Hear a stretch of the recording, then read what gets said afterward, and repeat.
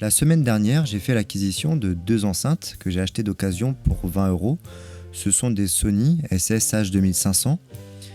Et bien que j'aime particulièrement leur design, j'aime beaucoup leur charisme, elles ont un petit défaut qui est qu'elles sont très imposantes et elles sont plutôt dérangeantes sur mon bureau. C'est pourquoi j'étais à la recherche de supports pour surélever les enceintes. Cependant, après diverses recherches sur internet, je me suis rendu compte que les prix étaient vraiment élevés. C'est pour ça qu'aujourd'hui, dans cette vidéo, je vous invite à m'accompagner dans le processus de création de supports pour enceintes.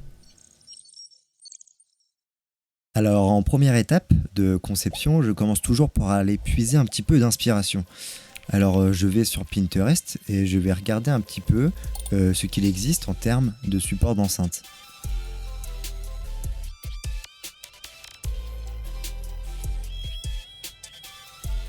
Alors, voici quelques références que j'ai trouvées et dont je vais m'inspirer pour créer mes supports. En fait, je vais même plus particulièrement m'inspirer de ce modèle que j'ai trouvé sur Amazon.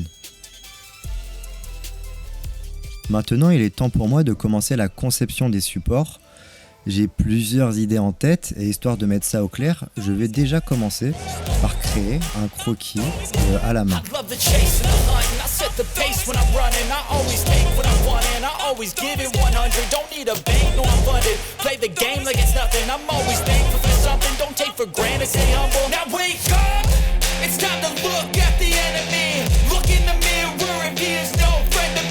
It's not working out, maybe it's the chemistry. It's time to break up so I can make a better me. Better believe in your mind, cause it's everything. You can mold, shape, find almost anything. All it takes is some time and some clarity to find your identity. It's mind over everything.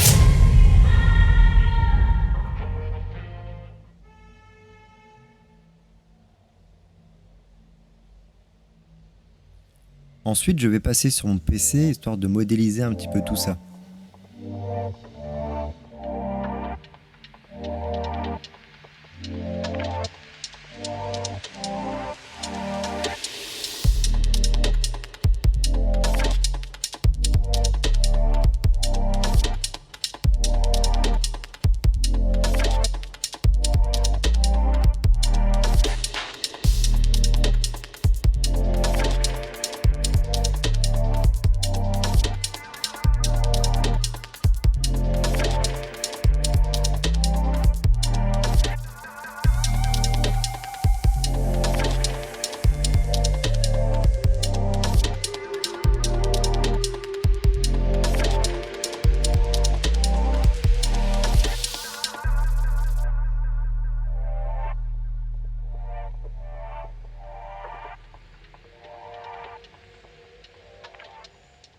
Alors peut-être que le timelapse n'a pas été très clair pour vous, alors je vais vous présenter une petite animation.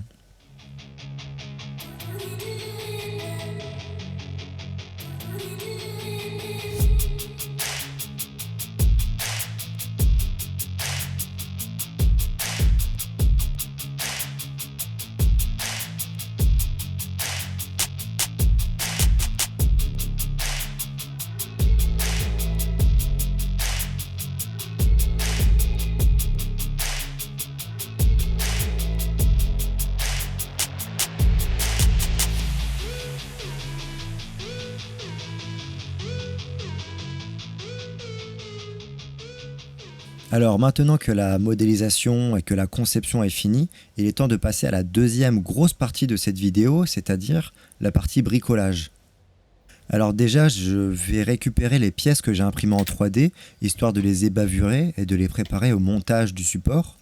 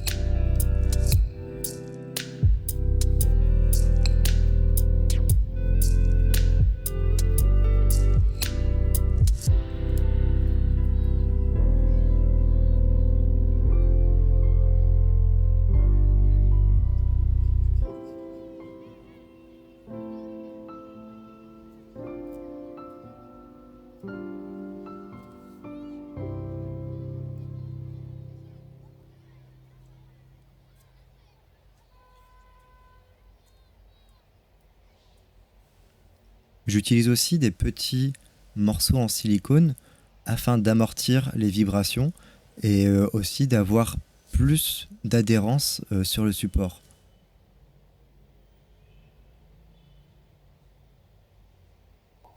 Ensuite, je coupe le manche à balai en 2 morceaux d'environ 15 cm.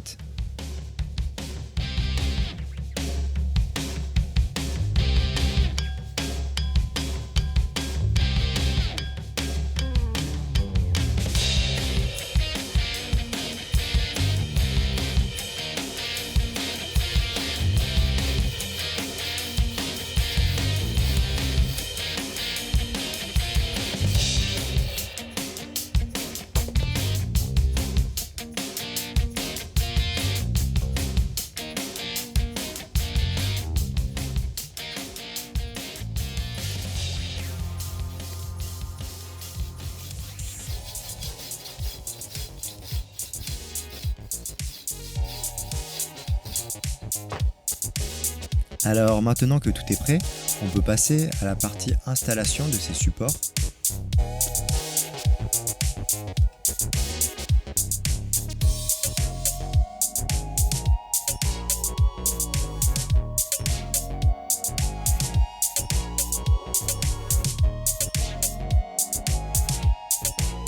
Alors j'utilise une espèce de petite Dremel à batterie, histoire de pré-percer un petit peu le caisson. Je viens utiliser des vis à bois pour tenir le support. Alors dans une deuxième version de ces supports, j'ai utilisé aussi un ruban double face que j'ai acheté chez Action qui est censé tenir 10 kg. Pour le moment je l'ai essayé, je trouve que c'est un peu mieux que les vis parce que déjà ce ruban ne laisse pas de traces et en plus on n'a pas besoin de percer le caisson, ce qui peut un petit peu, on peut dire, abîmer l'acoustique.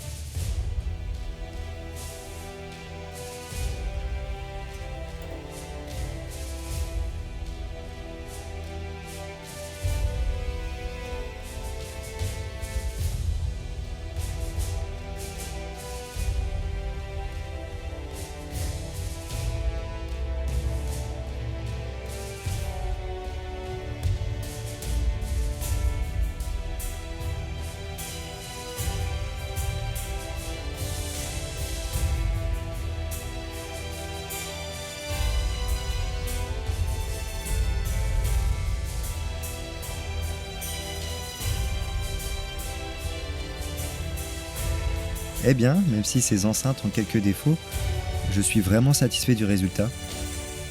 Pour tout vous dire, à la base, j'avais même prévu de peindre les manches à balai en noir, histoire d'avoir un support uniforme. Et au final, j'aime beaucoup la touche un peu rustique que le manche à balai apporte. Au final, pour un seul support, j'en aurais eu pour 100 grammes de filament, donc environ 1,50 € pour ma bobine. On peut ajouter à ça environ 20 centimes pour 15 cm d'un manche à balai, ainsi que les boulons et patins en mousse que je n'ai pas compté, que j'ai récupéré. Je pense qu'on est environ en dessous les 6 € pour les deux supports. Alors merci beaucoup d'avoir regardé cette vidéo, j'espère qu'elle vous aura plu. Moi en tout cas j'ai pris beaucoup de plaisir à la tourner. Alors je sais que c'était pas un gros projet, mais plutôt que de faire ce bricolage dans mon coin, j'ai préféré le partager avec vous.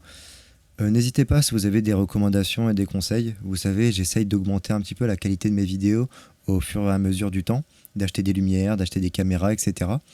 En tout cas, si ça vous a plu, n'hésitez vraiment pas à me le faire savoir. Et au contraire, si ça ne vous a pas plu et que vous avez des choses à me dire, n'hésitez pas non plus à me les partager. Voilà, c'était Josh et à bientôt dans mon bazar.